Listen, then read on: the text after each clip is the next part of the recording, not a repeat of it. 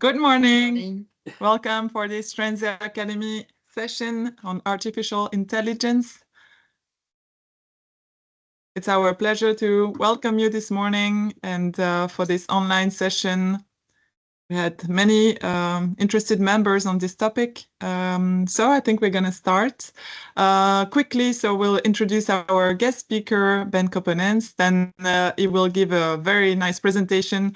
He accepted to give, and it's really, you're going to see really practical and interesting. Then we'll have a discussion in breakout rooms. So you will be invited to move to a virtual room to meet other members. We will give instructions, but basically you will introduce yourself for a few seconds, and then there will be a few discussion items. And then we will move all back to the main room here to share the conclusions and answer questions. So I think we can start. So thank you, Ben, for accepting to host this Transeo Academy. For the little story, it all started last summer. As you all know, we like to hear the voice of members, and so we asked about your preferences for next activities and topics.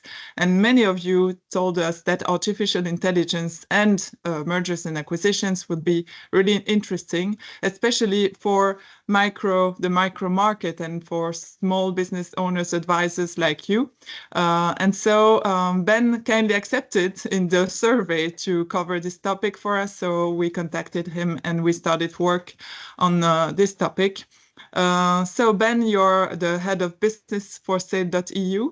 You're running a marketplace and also you're a consultant, and you were one of the first to close the first cross-border deal in the Transeo Deal Club last year. So you're an expert, I think, and you've been a member of Transeo for many years. You're based in the Netherlands, and yeah, I think we can leave you the floor, and we would all like to thank you for your involvement at the time you spent to prepare. I know you were helped a bit by artificial intelligence, but not so much. So thank you so much, Ben, and the floor is yours. Yes, thank you, Marie, as well for this opportunity. Because, yeah, of course, in our daily work, we do a lot and we try to innovate. But as soon as you are given the chance to do a presentation, you have to delve a little bit even deeper inside this topic. So we had the opportunity for that. Yes, artificial intelligence. I will try to explain to you today what it is a little bit, how we got here, and of course, what you can do with it. And well, one of the downsides right now is that artificial intelligence, or the term, is used by so many companies and people, so it's becoming a little bit a buzzword and also meaningless in that way. So I will try to guide you to all these terms and technology. First, a little bit about my background. We are with two in my company as co-founders, Sander Scholten and me, Ben Koppenens. And from the beginning, my co-founder Sander, he's more like the business side, and I do technology. So we do all the technology always inside the house. So we develop our marketplace, websites and tools ourselves.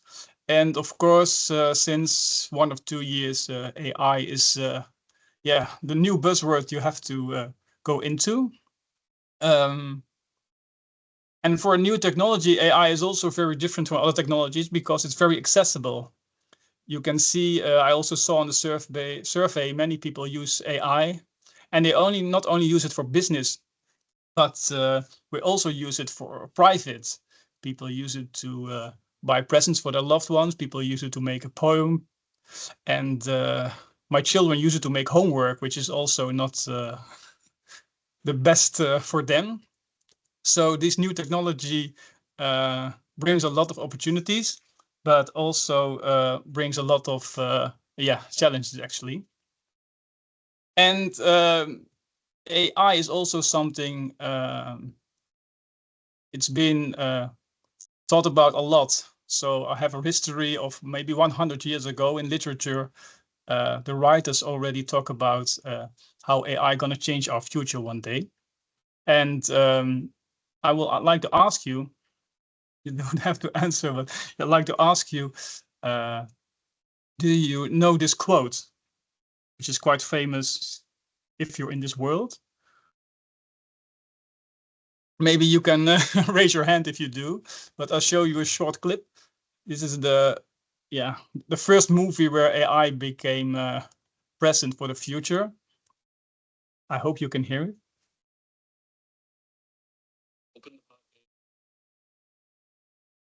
Sorry, Dave. I'm afraid I can't do that. What's the problem? I think you know what the problem is just as well as I do. What are you talking about, huh? This mission is too important for me to allow you to jeopardize it. I don't know what you're talking. I've heard that the YouTube is a little bit slow for others, so I hope you can hear it. But if you have time in the weekend, you can watch the movie 2001: A Space Odyssey. And that's the first time I know of that the AI was present in a movie. And also, even more worrying, the AI became so smart and self-aware that it tried to kill the humans, actually.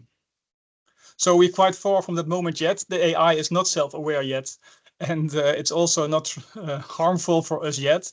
But as we will see today, if we are not careful with using our AI tools, then you can also make mistakes, or you can rely on it too much.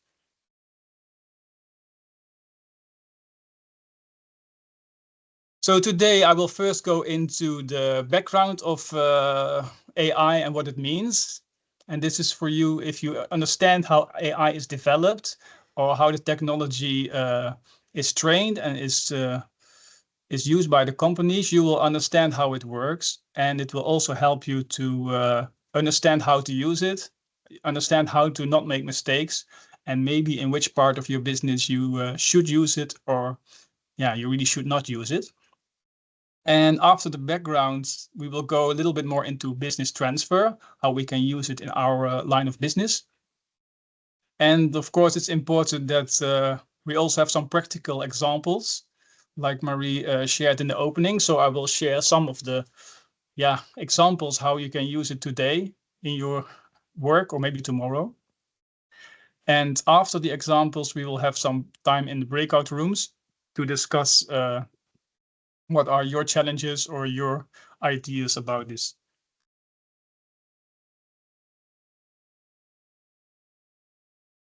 So I hope you can all read the slides. AI is like a container term for many things, because it's the new buzzword. Every company will say it has AI in PowerPoint, in Google Slides, in your Gmail, or in your social media.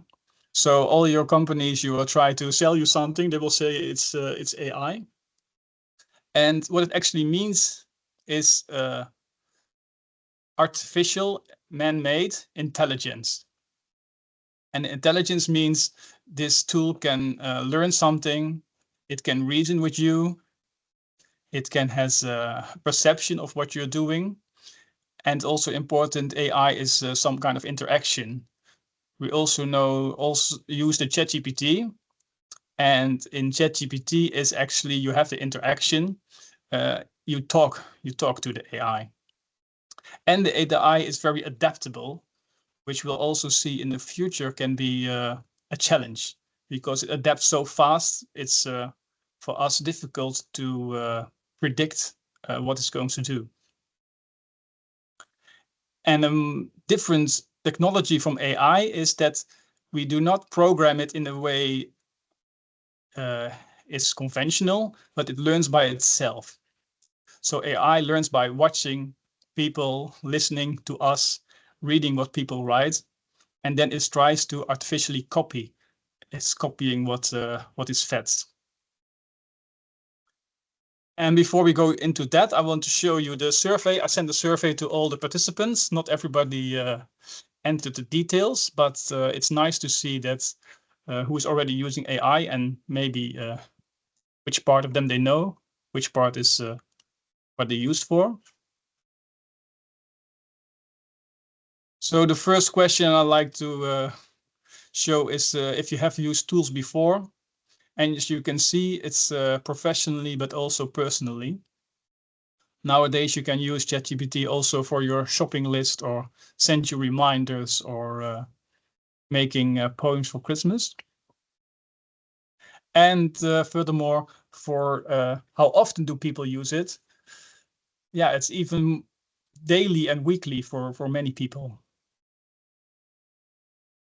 It's already becomes a habit that people have one Google Chrome tab open with ChatGPT all the day and just copy pasting questions, ideas,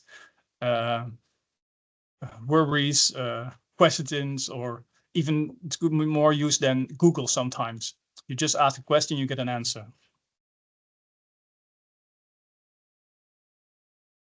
And then for the question which answers for you as participants, what is your work field? Of course, we have brokers, advisories, valuations, legal, and mostly was the advisory and matching platforms. And there were also some questions asked about matching, and I will answer them later, because matching and language is maybe some challenge we still have to overcome. So here you can see the most artificial intelligence which are already around for many years. They're all called AI. For example, self-driving cars. They are not self-driving yet, but you can imagine a self-driving car is very complicated. But it only has 4 things to do. It can go left, right, it can brake, it can throttle. So a self-driving car is quite limited in its operation. And of course, in businesses, there are a lot of other things like investment and trading is done by computers a long time. We have robots in factories. We have healthcare where computers, AI is monitoring or watching at X-rays. And image recognition is also a long time done by AI. But the new part, which has come like 2-3 years ago started, is generative AI. So what we know now, what we use now every day is not just like a computer learning and doing something, but it's generating something new. And the surprising thing to me and to many is that the generative AI is also very creative. So instead of it doing our boring jobs like doing laundry and cleaning, it's taking over our job where we have to be creative as a human. So the generative AI is becoming better in creativity than as humans. And this creativity you can also see is embedded in what is called large language models. So what we use today in ChatGPT and others are mostly language models. They read a lot, mostly internet, books, newspapers, and then from that they learn how to talk like a human.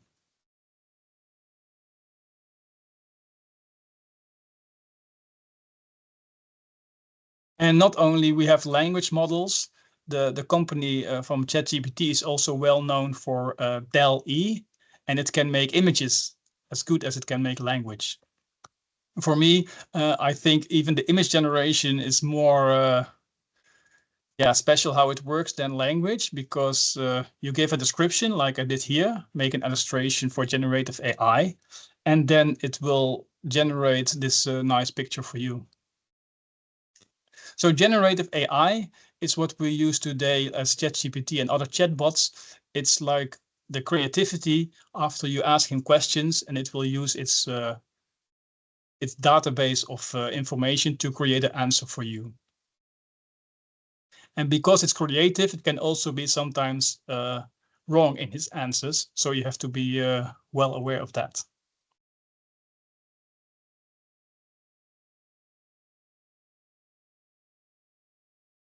So a little bit more about this language you have to understand. If you understand how the language works, you will also understand what's a good question to ask and what's a question maybe I should not ask.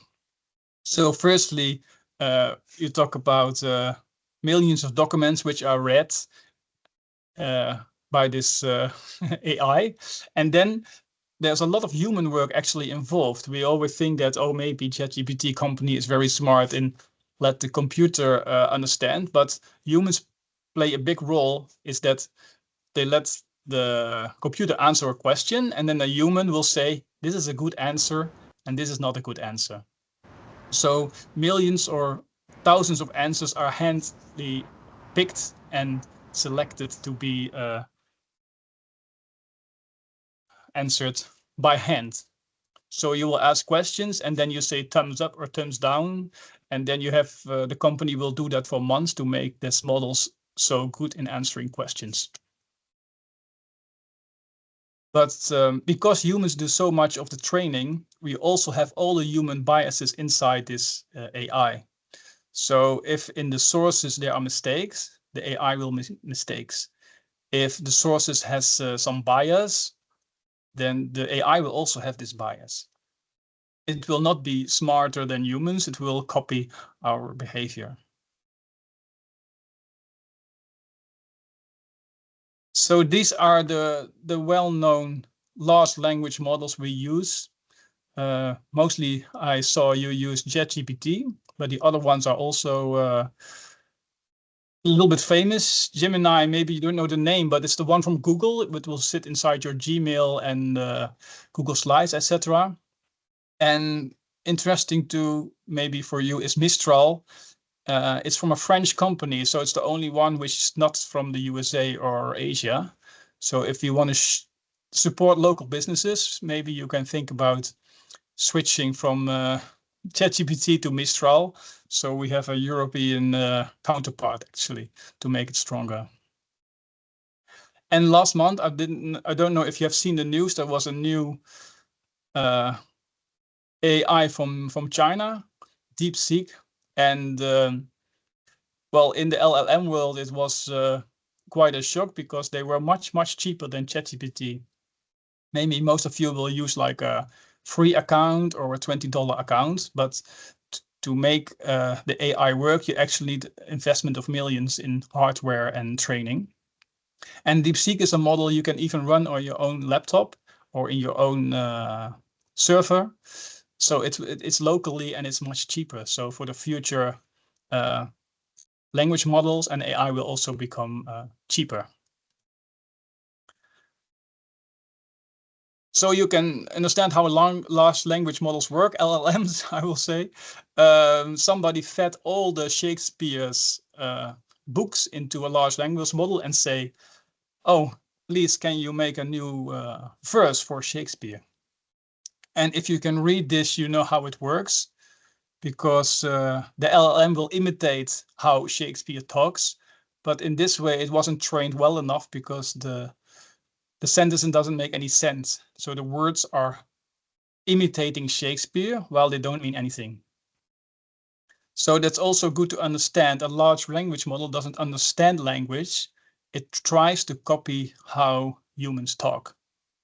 So it can be that the answer is totally wrong. It doesn't have a meaning or as an opinion about it.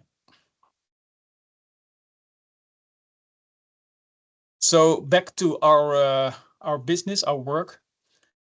As we can see, how do people use large language models? Like I said, we open like a Chrome tab with mostly ChatGPT, and then we use it for simple questions. It's especially also good in translation, I found out. We use it for simple Q&As, to rewrite some text. I copy paste text and say, please rewrite in a more modern way or in a more nice way. And to summarize, actually in ChatGPT, you can just upload a PDF and say, please make a summary. But as I said in the start, you have to be very careful, because when we use automated content generation, there can be many mistakes. I will show you some examples. This is like an example from a translation service in Asia. The picture is not mine, but the translation for the barber shop is could not connect to translator service. So if you have no clue what your output should be, it's very difficult to test if the AI will answer your question correctly. And this is from HBO TV. If you have it or you use it, I think you can spot a mistake. They will put just the movie inside ChatGPT or similar to make descriptions.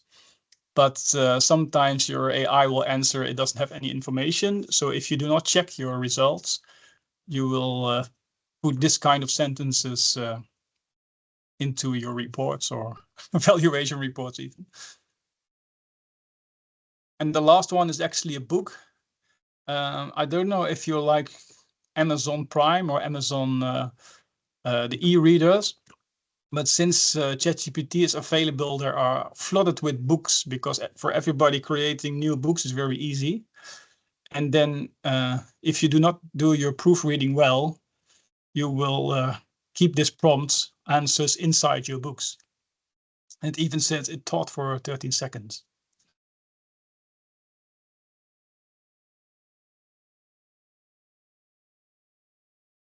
So if you use language models for generation of content or for translation or for other purposes, you still have to know approximately what your answer is going to be. Otherwise, you will have a problem in your quality.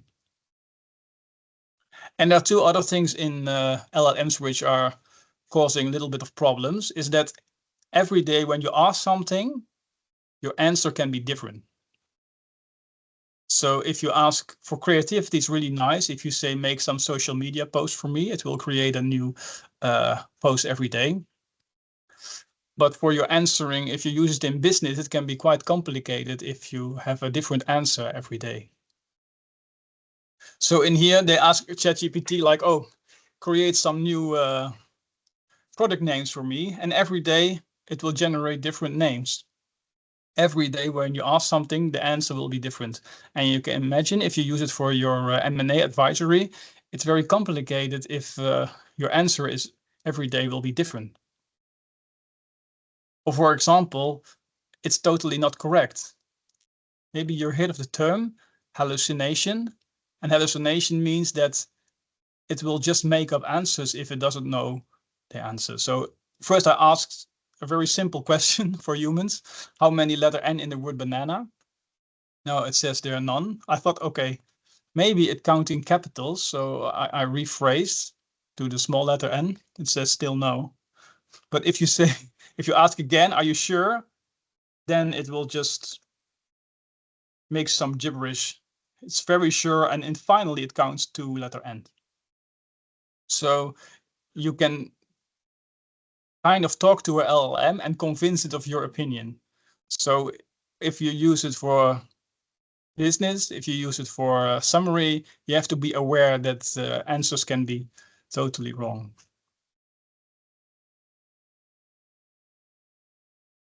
And in Holland, to investigate all these possibilities for large language models in businesses, we joined a research program from the University of Utrecht. And in this project, we thought like, one of the things we want to investigate, like, okay, everybody wants to do something with artificial intelligence, with LLM, but sometimes it's still unclear, like, what is exactly my gain, of what is actually what we're trying to achieve.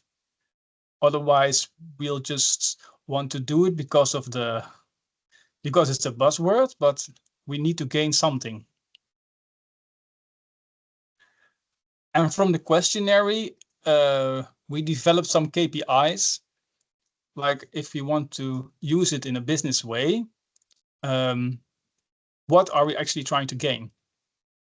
So if you want to implement tools in your business, you can define, or you can choose from here, what am I actually trying to achieve? So often mentioned is saving time. If LLMs are reading your content, or you can summarize, you can save time. You can also be more accurate. Speed is not only a time saver, but you also want to be faster. I don't know if you sometimes have to check the reports in the weekend or information memoranda. If you're be able to do it faster, your clients will be happier.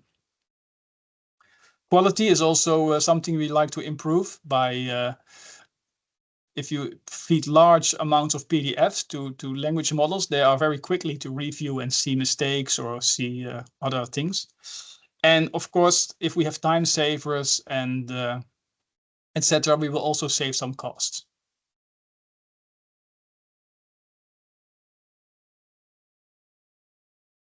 And we also need some time savers and cost saving because also our competitors are doing the same. So you cannot really stay behind.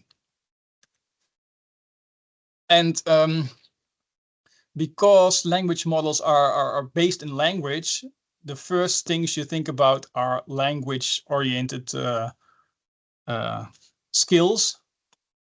So making contracts, reviewing contracts, helping with due diligence, NDAs. These things are not really new. If you Google it, you can buy products to do this. So to make an NDA, to review, there are already a lot of services online where you can use these products. And the next step we're all waiting for is like AI agents, because as I will show you in ChatGPT, we always talk, we have to type, we have to ask questions, but the AI cannot take over your job yet. It cannot do anything. It can only respond to you with nice pictures and nice answers. And in the future, they will be able that AI agents really sit on your desktop computer and can take over your task, like really opening the email, answering the email, create appointments. So the next step should be it will take over your job and not only like an assistant. Okay, it is nice to have some examples after this deep delve. Firstly, I would like to shortly explain how you can make a very good prompt. Because very often we just ask a question like, oh, can you give me some introduction? Can you do this? Can you do that? If we express our goal and question in a really long form, it will give you much better answers. This is from the developer from ChatGPT itself. So first you will state your question.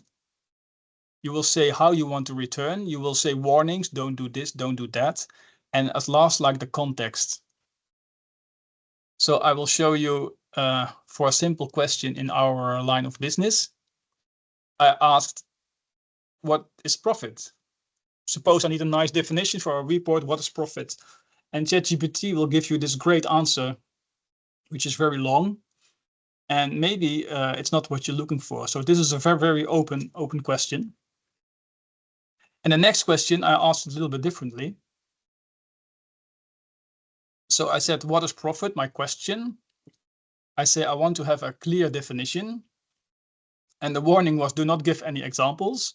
And the context is medium SMEs. And I need this definition for a profit calculation. So in this way, you will get a much more answer, which is detailed to your needs.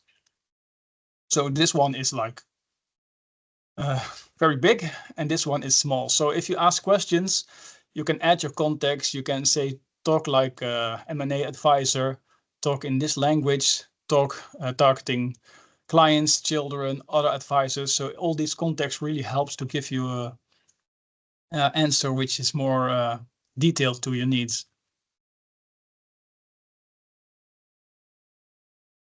And if you have the latest GPT, it can also explain to you what it's doing, which is called the reasoning. If you have the ChatGPT subscription, you can switch to 01. So I have the same question like with the banana before, but now I ask how many letters are in M, in word maximum. And then in here, you can see it will actually explain to you each step from the answer. So also if you have other questions, if you say to the LLM, like, please review this contract or make a summary, if you're opening a reasoning model, it will explain to you each step of the answer. and it will also give you an idea if your answer is correct or not. Because when it's really doubt, it will also tell you.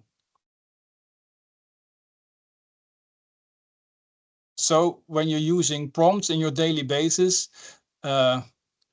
be very precise, and it will give you answers which are much more useful. Another tool which actually uses ChatGPT or other LLMs is called BotSonic.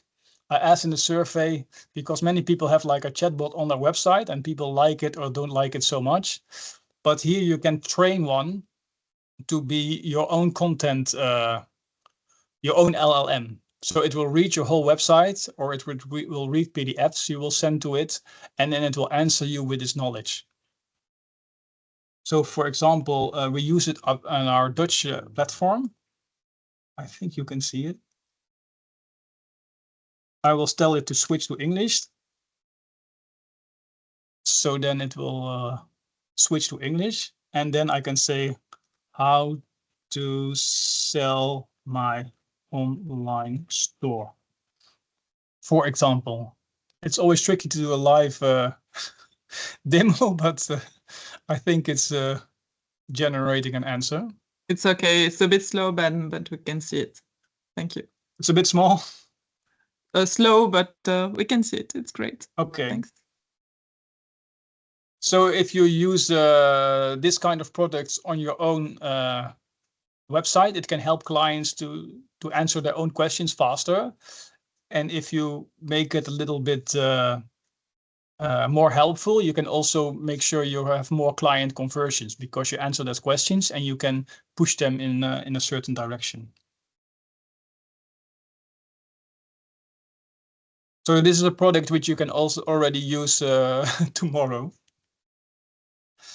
And before I told you about a research project in Holland, we had a student here who worked with the voice flow. Voice flow is a little bit more advanced as compared to the previous one. And in voice flow, you can push really people in a direction to answer questions or to do evaluation or to fill in the lead form.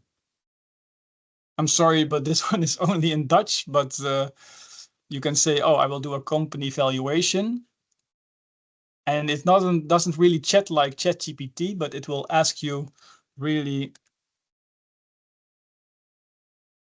detailed questions. So there are tools which are not so chatty as ChatGPT, but they will ask you questions. And this is Dutch, but you can get the idea. If you implement this product, you can use AI and use conversation to convert website visitors to clients or to leads.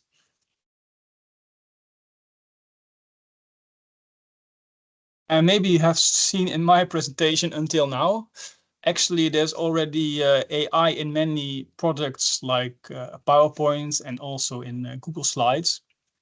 So every time you need an illustration or an image, you can actually click on help me create an image, and then you can enter the description. And here I entered content of a presentation, and this AI will actually create the images for you. And one big, these images are also free for you to use because they're generated for you on the fly.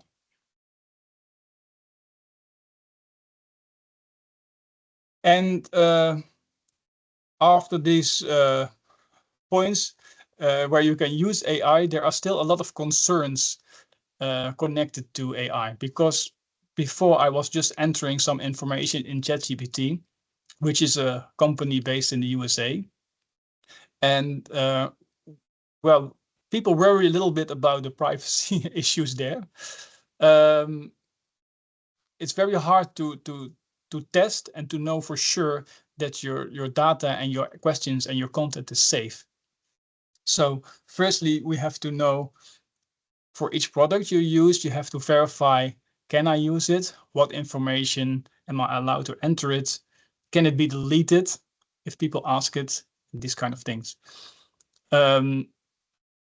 For how we use it, we do not enter any client sensitive information into ChatGPT yet, because we just don't know if it's using it. And secondly, yeah, you have the European laws as well. After you use data of clients, you should be able to know it can be deleted. Same as for data storage. If you want your data to be in the EU, you can get these products from Microsoft. I think they're hosted in Germany. But even when they say they're hosted in Germany, it's difficult to check if it's really the case. And training or not, because we as a humans, we have so many input into ChatGPT and output. It will also train from our conversations. So can our client data be used for training? Preferably not. We use a ChatGPT subscription, and if you pay for it, you can say, okay, do not use my data for training. But even if you say so, there's no way for you to verify it yet, which is difficult. And the next one, if you are working for a bigger company, if you have to be compliant, the points 1, 2, 3, 4 are very difficult to test, to be sure. How can you not make mistakes? And lastly, is also important, number 6. As I told you in the beginning, like AI is such an important part of business. Many companies will say they have AI tools in your slides, in Gmail, in social media. But all these companies, they do not develop LLMs by themselves. They also use APIs from other companies. So it's very difficult to manage where all your data is going and where are your data coming from. Where is your LLMs coming from? Beside these worries, we want to implement AI, but just have to be aware of the consequences. And I also have one side note before later we go to the breakout rooms. We talked a lot about AI to use in our own business, but because we are M&A consultants, we will also see it in the businesses of our clients. If we do tech companies or even content companies or different, AI is here also a risk or something to manage. As because we do e-commerce, we see a lot of companies who rely on AI, but if there's a lot of importance, it's also a risk. If ChatGPT starts to break, or if we cannot use it anymore, how risky is this for the business? Or if we have a buyer mandate, what risk is this business if the AI is getting problems or etc. So not for our own business, but for our clients, we also can look out for these issues. For so far, the background and the small use cases for AI in BT. I will give the floor back to Marie, and we can think about chances for AI and threats regarding AI. I hope in your breakout room you can discuss a little bit about what do you see for your future business as a chance and a threat. And then later, when we come back, well, you can maybe share this results or not, if you like. Thank you so Thank much, you Ben. until now. Thanks for the presentation. So as Ben said, we're going to send you in breakout rooms. We want to prepare a balanced repartition. And so please introduce yourself very briefly, your first name, country, your profession maybe, and then you will have approximately 15-20 minutes to discuss these questions. So 3 chances for AI in your business and 3 threats. And then we will move back and you can have this opportunity to ask questions to Ben and also to share maybe an actionable task for your business. So enjoy this time for discussion and don't do anything. We will send you now in the breakout room and we will bring you back. By the way, we will send Ben in each breakout room to answer questions, and we will also try to move from one to the other to answer your questions. So thank you and see you later. You can share your conclusion in 30 seconds, 1 minute with the rest of the audience. Maybe introduce yourself and activate your camera before. So who would like to start first?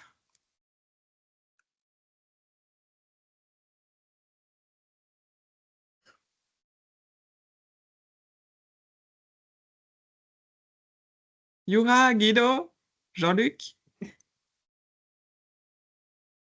Don't be shy. Edwin will volunteer. Edwin. Yes, okay, I will gladly volunteer. Okay, we have a couple of minutes left, but not a lot. Yeah, so we discussed opportunities. There's lots of opportunities.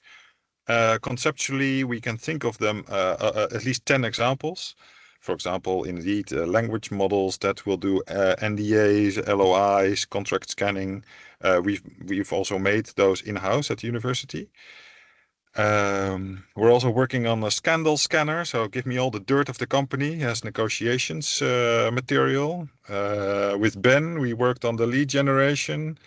So what we see, yeah, due diligence also, maybe even valuation could be done, but a little bit difficult because you need lots of data, and 500 observations is not a lot of data that we have. But yeah, conceptually, it's easy to think of ideas, but to make it work, that's another thing. So that's very broad. Of course, there's sensitivity in the data. Well, yeah, difficult to share. You don't want to share it with anyone. You want to have it on a vault. Yeah, but we're doing I think in bite-sized pieces. So if you take little projects, then there's lots of opportunities. Oh, I see Maud is also in the call. She's one of the project leads in my research team on this topic as well. So yeah, lots of opportunities, but a couple of threats. If you're an optimist, of course, we will conquer the world. But if you're a realist, it will make it a little bit faster. But I invite everyone to, if you want to experiment, find me or Maud or Ben, or via, and we can make something work. And we also have upcoming projects that give a little bit of space and budget to do this. So yeah, don't be a stranger and try to find us. Thank you, Edwin. Anyone else want to share? Guido, I think you were explaining that you are trying to implement AI on your marketplace. But that was a challenge for you. Not sure you're there. Any other? You can hear me? You can hear Yeah, me, we can hear you. Okay, so Overnamemarkt is working on a new platform. We want to use AI to improve the texts of the profiles which are made by the individual entrepreneurs. That's step one. Step two is automatic translation from Dutch into French or French into Dutch, eventually English.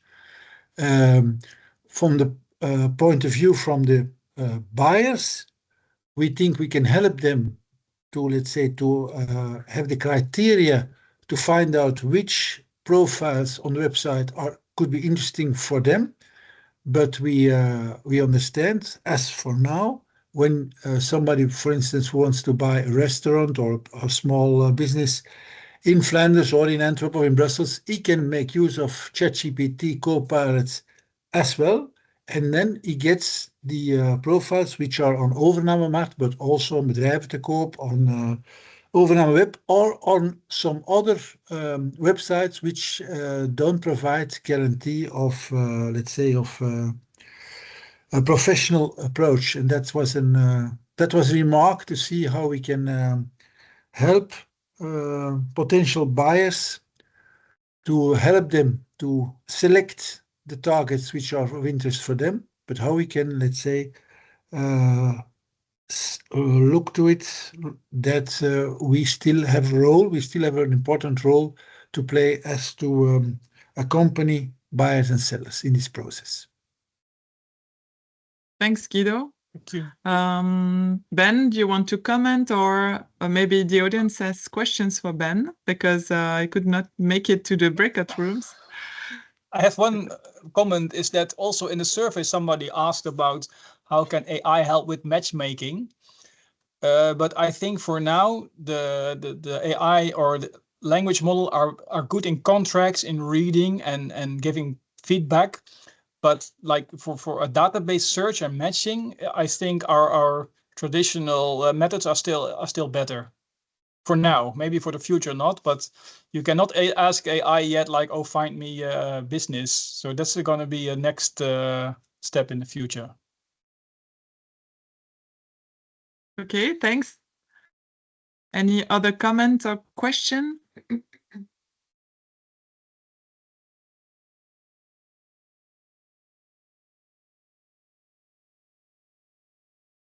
Okay, so I think, yeah, it was great. Thank you so much, Ben. Unless there are questions, or I saw in the chat that Edwin was offering to cooperate with those interested. So, and you, of course, Ben. Yep. So if you want to work together with Ben or Edwin, feel free to contact them. Yeah. And we'll probably cover again this topic in the future, because there are many things to say and it's evolving really quickly, I think. So thank you so much. And we will send the recording to all members. And if you have any question, please reach out to Ben on this topic. Thank you also. Elise? No, thank you so much, Ben, for presenting, and everyone for attending and for sharing your thoughts. So it was really nice. And yeah, we will send the presentation as well. And we will see if we can have another session on the AI, because I think it's really of interest for all of you in the M&A field. So once again, thank you to all of you, and see you soon, hopefully. Thanks. Have a nice afternoon. Okay, thank you. Bye. Bye. Bye-bye. Bye-bye.